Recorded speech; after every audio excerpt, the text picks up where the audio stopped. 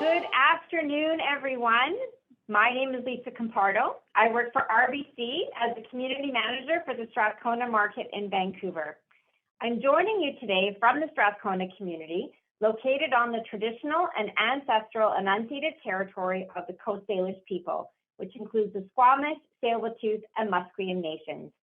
RBC is thrilled to be the presenting sponsor for this very important program, enabling our youth in Canada to learn about the amazing culture and heritage of our Indigenous people.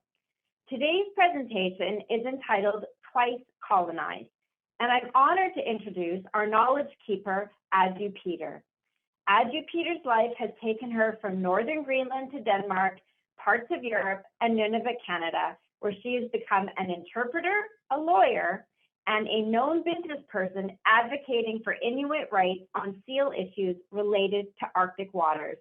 Aaju has prepared an insightful presentation for us today, so please sit back and enjoy today's presentation. Hello and welcome. I bring you greetings as I am a visitor from Toronto. I'm on the land that I'm standing on today is the traditional territory of many nations, including the Mississaugas of the Credit, the Anishinaabe, the Chippewa, and the Haudenosaunee. And the Wendat people is now home to many diverse First Nations, Inuit, and Métis people. So I'd like to acknowledge that the place that I bring you greetings. And I also want to acknowledge a beautiful guest who's joining us today, Aaju Peter. Thank you for being with us today. Thank you for inviting me.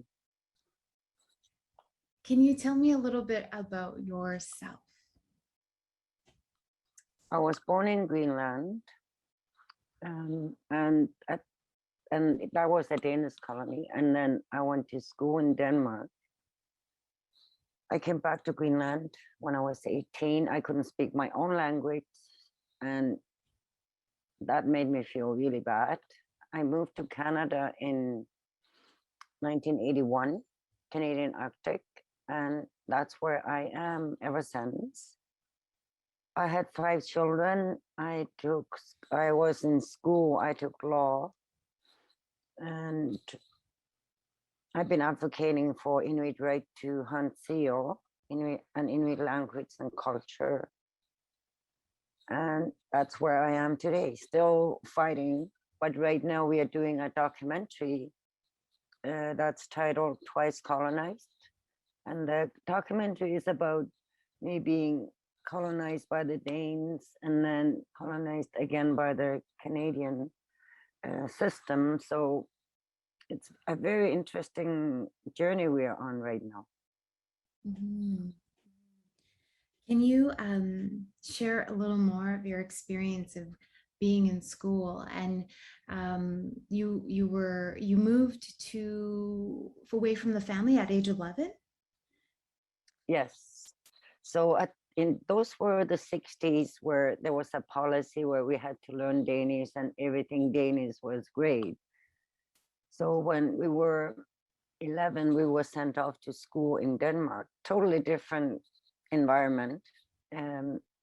Only we had to speak Danish, and it was very foreign to me, but my father wanted me to continue my schooling in Denmark. So I stayed there till I was 18. My understanding, you know a lot of different languages. Is that where you immerse yourself in learning other languages? Well, we were in the academic stream, and in the academic stream, you had to learn Danish, English, French, German, and Latin. But nobody taught me my own language. So our own language was not being taught, and our culture was not being taught. Mm-hmm. So now I speak the Inuit language, the Greenlandic language, and Danish and English, 4 of them fluently. What was it like to come home after being in school at 18 and not being able to communicate with your family and in your language? You know, it's gonna sound strange, but I never thought about it. It wasn't until I came home and sat at the table and I couldn't speak to my own mother because she didn't speak Danish. Fortunately, my father was very good at speaking Danish, and some of my siblings could speak the language. So it was a shock to me. And I blamed myself. I thought it was my own fault. It's not until now, 50 years later, I was just back in Denmark. I thought, well, it wasn't my fault. I was being taught all those different languages, but I wasn't being taught my own language. I don't know whose great idea it was, but it was very narrow. How did that make you feel when you were in? I felt, well, because I couldn't speak the language, then the Greenlanders in my community, and in my community, they said, "You're not Greenlandic. You are like a cookie. You're brown on the outside, and you're white on the inside." And that made me so angry. But it made me feel it was my own fault that I couldn't speak the language. But I realized that it really wasn't my own fault, and that I have to go through the forgiving myself process. It was really not my fault. Was that process a long process? It's not until this trip, 50 years after I had first been sent and then coming back to Denmark, I realized for 50 years I thought it was my own fault. Yeah. And now I realized, well, I couldn't blame myself because nobody spoke to me in Greenlandic. There was no opportunity to speak Greenlandic. So now I feel much better because the loss of language and the loss of culture and the loss of connection to my own country fueled me with this fire that I had to start promoting and fighting for Inuit rights, Inuit language, and Inuit culture, because I had already gone through the process and I did not want that to happen to the people that welcomed me so openly. And then you moved to Canada. Yes. Made the decision to move to Canada. Well, when I came back in 78, my parents had already moved to another place, this time the capital of Greenland, which is Nuuk. And at that time was the first Inuit circumpolar conference happening in 1979, the year after I moved there. And I kid you not, I did not know that there were other Inuit in the rest of the world. I thought we were the only ones and we were the only Greenlandic Inuit, but then I met Canadian Inuit and Alaskan Inuit. I was so blown away. I was so amazed. So I took the first Inuk person walking down and he became my husband. And I moved to Canada. Oh, that's so wonderful. I Yes. too met my husband at a gathering. But that's wonderful. Now, when you're talking about being introduced to other Inuit people, where is that where you reclaimed your culture or being connected to or finding that deep connection to Inuit? Yes, I do believe that was my salvation because when I moved to the Canadian Arctic, to the Inuit, my in-laws were unilingual. I had to learn the Inuit language, and people were so happy every time I could learn to say one word and then another word. I wasn't being shamed like I was in Greenland for my lack of knowledge of the language. Here, people were so happy that I wanted to learn their Inuit language, and I learned it really fast because of that environment. Because you had a supportive environment and excitement that you're taking it in and learning and speaking it with no judgment. Yes, that's the key. That's the key. If we want our youth and children to learn our language and culture, we have to be happy. Even if they make mistakes, we have to applaud them and treat them with a lot of love because they want to learn it and not make them ashamed. Yeah, absolutely. Um, what path did you take when you settled in Canada? How was that process of family was an instrumental decision in moving. Did you settle in one place, or were Yeah. you in different places together starting the family? We moved to Iqaluit, and outside of Iqaluit, there's a small community called Neaqungud, and that's where my husband and his family lived, my in-laws. So we were living with my in-laws, and my mother-in-law had an organization, led an organization that was the women's group, auxiliary group. So I was just following her, being with her, learning all the different skills that women need to have, learning the language. And before I knew it, I remember sitting with her. This was about 3 years later, 4 years later. I was sitting with her, interpreting for her, because she was setting up a women's shelter and a food bank. Mhm. And I thought, oh my goodness, how did this happen? So it just happened. That's awesome. That's wonderful. Like already putting yourself in the community and assisting the community, as we say in my culture, is how we're a part of the circle, and you being in that circle is super important. And the things, the gifts and time and offerings that you give is very important because it helps build and strengthen community. Yes, I was very lucky. I had no other family, no siblings. I was just solo mio and dove into this culture and the language, and I just totally became part of it. That was just fantastic. Oh, that's wonderful. So you've traveled the globe, going advocating for a seal hunt. And can you tell us a little more about that message and the things that you would carry with you?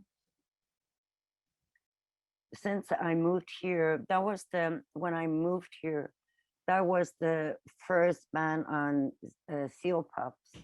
The animal rights groups had managed to ban, and were all that anti-stealing campaign that was happening just killed our livelihood and our economy. And then leading up to 2007, just before 2007, the animal rights groups had been posting for and campaigning against sealing all this time after 1983. And then they were becoming successful again to totally ban import of seal into Europe.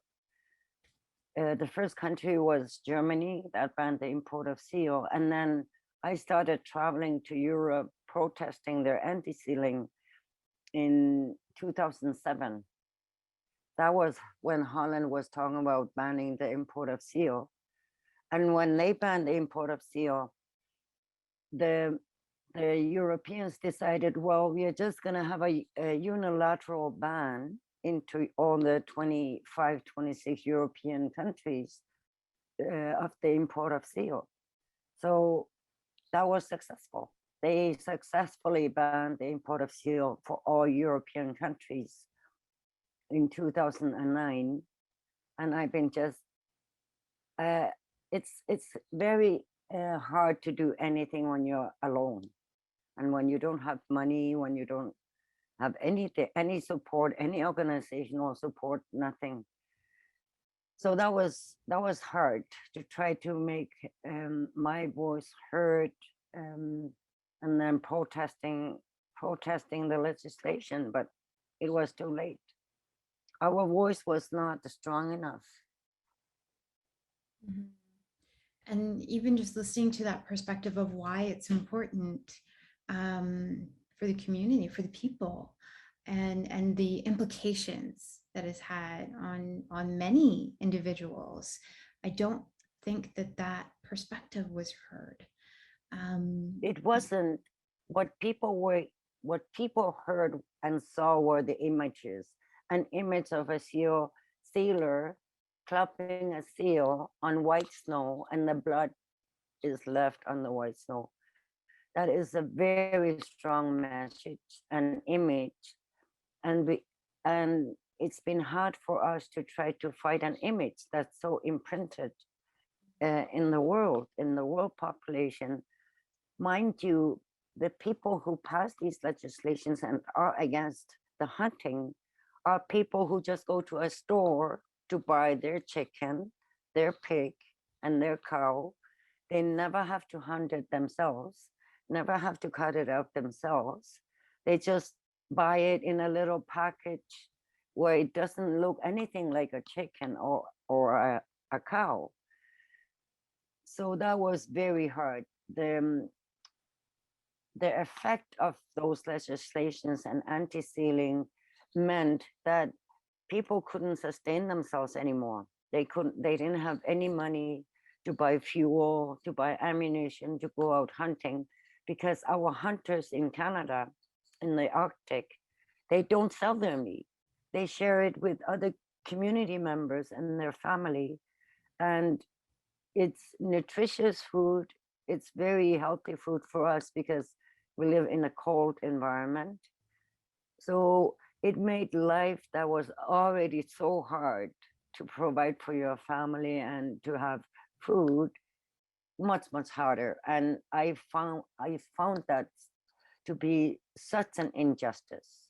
It was so not just. And animal rights groups and people who give money to the anti-sealing had no idea what they were doing. Mm-hmm. And even just as you were talking about food security, I don't think people knew like the costs associated with even just getting food in the north, how astronomical the prices are, and how important it is to go and get food and go hunting, and it's none goes to waste, that it is shared within the community, that it's not just for me and my home, but also for my neighbors or my relatives. So when you brought those messages forward, do you think that it was received? Not at all, because Europeans had already made up their minds. And we were demonstrating in Brussels in 2008. And an old guy from Brussels came to me and he asked, "What are you guys doing?" I said, we are demonstrating against the sealing ban. And he said, well, he would support the anti-sealing because these are free-ranging animals and they should be allowed to be free. And he said that it was okay to have cows and pigs and chicken raised to be killed because that's all their life was. That totally did not make sense to me. But that was the thinking and the explanation that it's okay to have farms to raise animals because they're going to be killed and they're raised for the food, and that we should just leave all the seals free roaming and swimming their free life. Completely different perspectives and views. Yeah. So detached from how life is done, how we live in the Arctic. Another young protester said in 2007, I had brought my teenage son with me, and this was a teenage young demonstrator who held a big poster of a seal being clubbed on the ice. And he said, well, I said, you are attacking my son's way of life. You are telling him that he cannot be a hunter so he can provide for his family and support his community. Yeah. Well, you shouldn't kill seals. You should just grow vegetables, he said. And I said, you know what? Our land is all covered in snow and ice. And there's permafrost where we live. We cannot grow anything. And then his logic was, well, why don't you all just move to Holland? And I said, I don't think so, because our ice is melting and Holland is under the level of water that as our ice is melting, your land is going to be underwater first. Maybe you guys should move to Canada instead. Are these events, in terms of your timeline and how you went back to law, was this one of the motivating factors to kind of get an clearer understanding of how what rights you have, or how to bring those forward or advocate? Well, when in 2000 they were going to set up a program here, a one-time program, because Canada is the only country that doesn't have a university in the Arctic. All the other northern countries have universities in the Arctic, except for Canada. This program was going to be offered one time in 2001. So I filled out an application. I wanted to fill out an application for my son. He was 18 at the time. And the guy who was running it, he said, well, he's too young. Of course he's not too young. Anyways, I filled it out. I got accepted because I didn't want that opportunity to be wasted. It did give me an excellent education in law, which has been useful, because when I go to speak and when I go to demonstrate, this is Aaju Peter, mother of 5, doesn't hack it. I am not seen as an equal. So when I'm introduced as Aaju Peter, lawyer, Order of Canada, suddenly that is a language that is understood by Westerners. So it's sad that we are not recognized the way that we recognize our own people. It is sad that we always have to be recognized by the terms of the Westerners. Did you have to go to the South to take these classes, or move from home? Like how did you do your This was brilliant, because otherwise we would all have moved south, because that's where the universities are. But this program was being delivered in my home community, so it made it possible to take it. You still have your supports when you can take the classes at home. I didn't have any support because I had left my husband. Therefore, I was all by myself. No family, no nothing, and 5 little children. And law was using my 4th language, so it was extremely difficult for me. But even though it was difficult, I'm glad I took it. I'm glad I managed to push through and graduate. Yeah. It is harder when you are a mother, and you are doing this not just for yourself, but also for your children, right? And making that commitment and that determination to finish your education. It requires a lot of time and dedication. I was just meeting with a young Greenlandic lawyer in Denmark, and she said, you know, as Indigenous peoples, we tend to take law and we tend to focus on helping our community. What are the disadvantages? What are the things that we can do to help our community versus the Western lawyer who does it for himself or for herself? This is my cause and I'm going to take these cases. I'm going to be a great lawyer. But there is that distinction, because we are raised in a different environment, and because we are so focused on our communities, we tend to want to help our community the way our community helps us. So you're also a filmmaker, and you're currently working on a documentary. I'm not a filmmaker. I tend to be the subject or the one who is being filmed. I would not know how to do film myself, Mhm. but I'm in 3 documentaries already, and now we are making the fourth one. This one is called Twice Colonized, which is very interesting because I'm trying to sort through the first time I was colonized and then sort through the second time and figuring it out and trying to figure out what is decolonization and what is the true Inuit way of being, and how do you talk about that today when our minds are so colonized ourselves.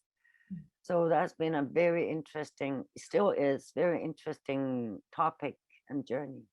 No, that sounds really interesting, and it's good to have those conversation, those dialogues um, on looking at the ramification of colonization and how do we decolonize and what does that mean? What Yeah. does that look like? What does the future hold? And I'm excited to take in this documentary. It sounds Yeah. really good. It's a very interesting trip journey that I'm on, because what is that? What is decolonization? What is decolonizing your mind, and what does that look like? But at the same time, I'm also meeting with leaders, indigenous leaders, because I would like to see what I have really, really missed in Europe at the Parliament, at the Union, was support from indigenous people, uh, representation by indigenous people. So what I really would like to see formed is an organization that will ensure that we have a permanent presence in the European Union, because the EU makes so much legislation that directly or indirectly affect us, and we need to be part of that dialogue. We need to have presence there, not just on Indigenous Peoples Day, which is one day at the EU. That is not enough. That is not enough. That is encouraging to hear that you're a part of that movement and part of engaging activity to understand the magnitude of having a seat at the table. Yeah, that's a very interesting journey, and I hope that it will happen sooner or later. I mean, sooner, not later, because we need to have a voice that is there, um, not just one day of the year. Yeah, absolutely. It's reconciliation, right? Yeah, What is the action part, and yeah, not just acknowledging the one day of yeah. reconciliation. I love that word. I'm gonna use it. Reconciliation. Yeah, it's a term that I'm not sure who the origins of that word came from, but as soon as I heard it, it just resonated with me because, you know, it's a dialogue that I like to have with other individuals, Indigenous and non-Indigenous, because we all take a part in what does reconciliation mean, and what does reconciliation mean? What action are we taking? What Yeah, conversations are we having? And purposeful, meaningful connections where we're having a seat at that table and coming together constructively, right? So, and finding solutions together. Um, but importantly, hearing the two perspectives, the other perspectives, because so often, and even as you're sharing your story, you know, we don't have that opportunity most times. And no, it's and I think even just in this week, this Truth and Reconciliation Week is a commitment of learning and engaging and participating in taking the time to understand the stories and hearing our elders and hearing our knowledge keepers and hearing our advocates like yourself sharing those unique experiences that have and hold truth to what the realities are that we face. And thank you for your time and your commitment and sharing with us today. But before we go, I wanted to ask, what's next for you? You've done so many amazing things, but what is the next steps that you're taking? At the moment, I'm writing a book. I'm not 100% sure on the title, but it's something in line with my decolonizing journey. What is it that I'm going through? And because what does it mean to decolonize yourself? So I would like to expand more on that. First being colonized and then going through the process of healing and decolonizing. But the other tangible thing that I'm in the process of just is we really need to push for a seat at the European Parliament as Indigenous peoples. That's my next goal, because when I used to go and lobby for Inuit sealing and Inuit rights, I wish there had been an organization that I could be with, that could support me, that could lead me the right directions. And yeah, I would like to see that being done. I was thinking about this while I was in Europe just now, where people are saying, well, you're not, Canada is not part of the EU. So my argument is, so why on earth did they pass a legislation that affected the Canadians so gravely? So that argument is out of the window.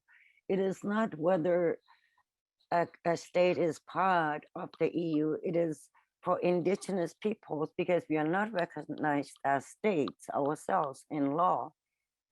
But the legislations that are made, that are passed in EU at the European Union, affect us. Therefore, we need to have a place there where we can be heard as a group, not as just one person, because it's so easy to not listen to just one person.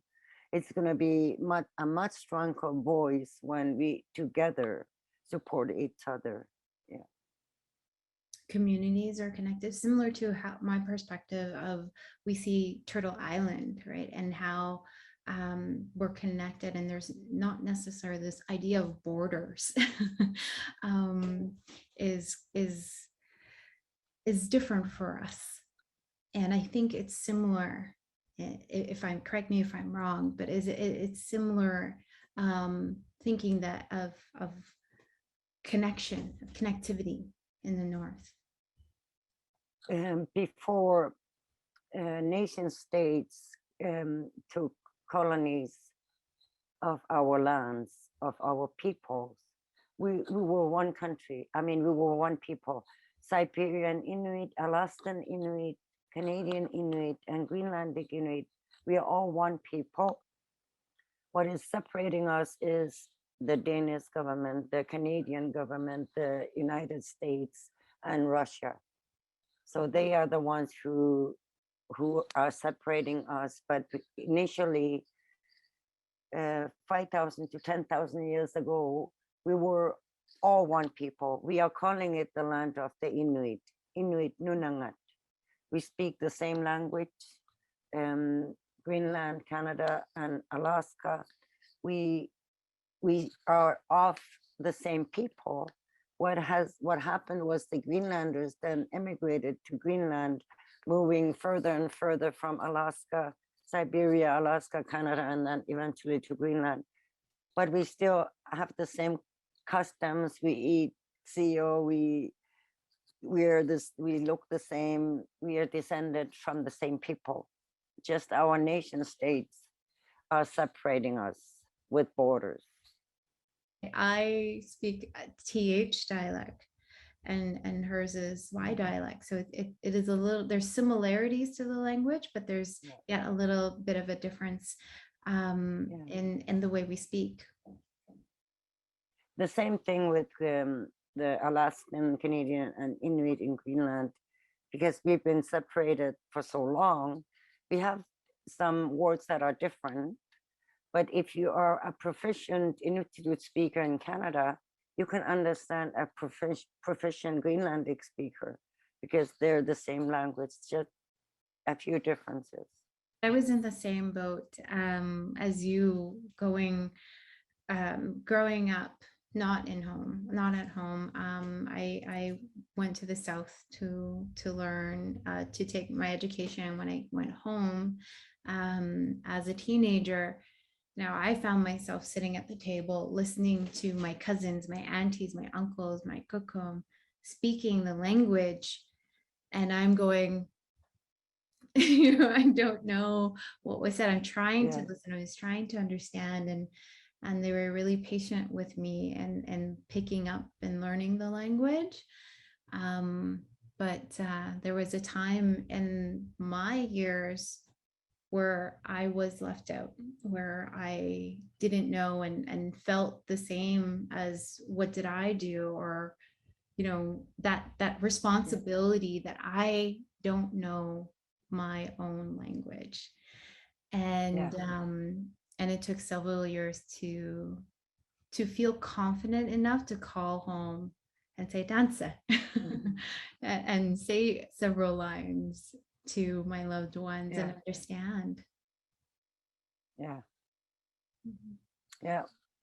And my journey has come full circle, I find, after half a century, and then after moving to Canada, I'm now teaching adult Inuit their own language that I learned when I moved here. Either they didn't have the opportunity or they forgot their own language. So it is with great pleasure that I'm now teaching the language that I was taught here to the next generation. Oh, I also wanted to talk about your headband. That's beautiful. I like the designs on that. So in 17 years ago, I was sitting across a young woman. We were just finishing filmmaking course, of course it was a very short course. She was sitting right across from me and she said, I want Inuit traditional tattoos. And without thinking, I said, me too. So the two of us started on a 5-year journey. Our elders back then remembered still their mothers and their grandmothers and their aunties still wearing the traditional tattoos. And they would say, as children, when we would see women without tattoos, they looked so bare, like something was missing. So 12 years ago, after that journey, 5 years of recording all the stories of who could have tattoos and what were the designs and what did they mean, we finally had our tattoos. And since then, Greenlanders have taken it over with galore. Inuit women and young women have taken it over. All the designs that are here, this is Greenlandic. They've taken over all the Greenlandic and Inuit designs and then putting them on fabric, putting them on themselves, putting them on clothes. It's just gone viral. And I had no idea that Inuit women would take with such pride the culture that was almost lost, that was forbidden by the missionaries, that we were able to reclaim it, and it's incredible. It's amazing. That's amazing. That's powerful. Is it hand Very. tattoo or is it the needle and poke tattoo? Back then, when we were ready to have our own tattoos, there was nobody who could do the hand tattoos up here that we knew of. So we had a tattoo artist who made a special electrical machine that he only used for Inuit tattoos, and he tattooed us. But since then, there are many Inuit women who do the thread and needle now. So the tradition is coming back. That's awesome. That's Yeah. wonderful. Okay, well, I'm trying to see if there are other questions. I guess that is a process of reclaiming your culture of the Oh tattooing. man, that was so cool. That was so cool because my hand tattoos respect the mother of the sea who provides all the sea mammals, who provides all the food. And the facial tattoo welcomes back the sun after the winter when it has disappeared. And then it comes back in early January 13, it comes back in the horizon. And the woman's facial tattoos are to welcome back the sun. It's all respect for the environment and on all of this that we depend as people, as indigenous people. Thank you. Thank you for that Thank teaching. you. Thank Um, you.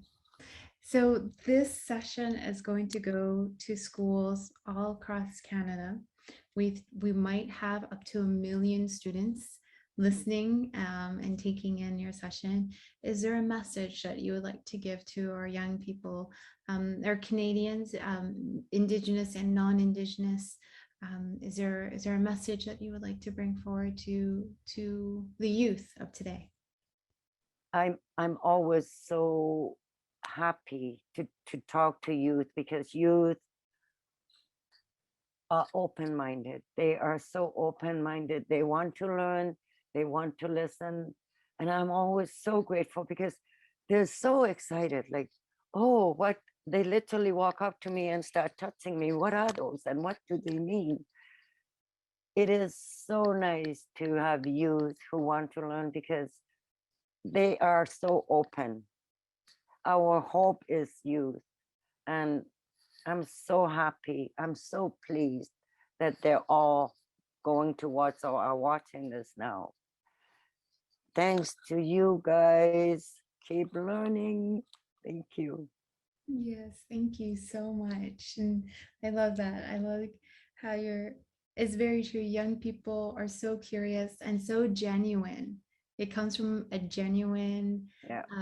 perspective. I want to know you. I want to know your story. What does this mean? And can I touch it or can I connect with you? And Like that's so beautiful.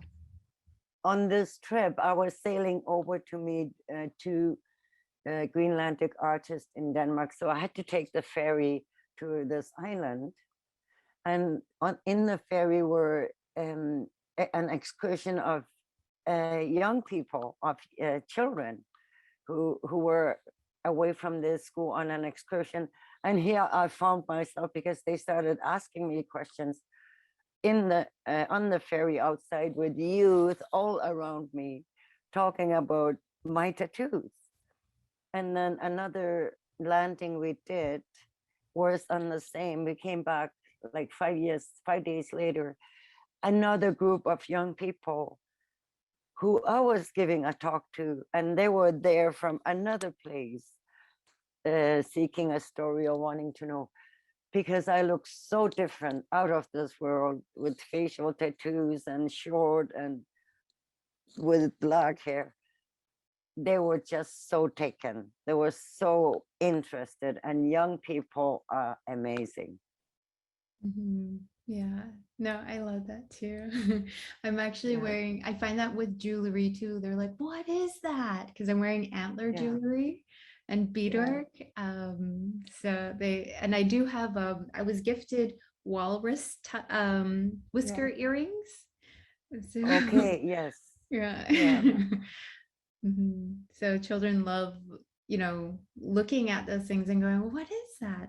Can you tell me where that came from? Yeah. How did you get Yeah. that? Yeah. Yeah. And where can I get? Yeah, they're good Yeah. conversational teaching pieces to introduce Yeah. to you. Yeah. Thank you so much. Thank I you. really enjoyed this. Me too. Thank you. Good afternoon, everyone. Thank you very much for joining us today. What an amazing presentation. this hour that we spent together. I hope you found it as engaging as I did. My takeaways from this are reconciliation and the opportunity for us to truly come together and inspire change.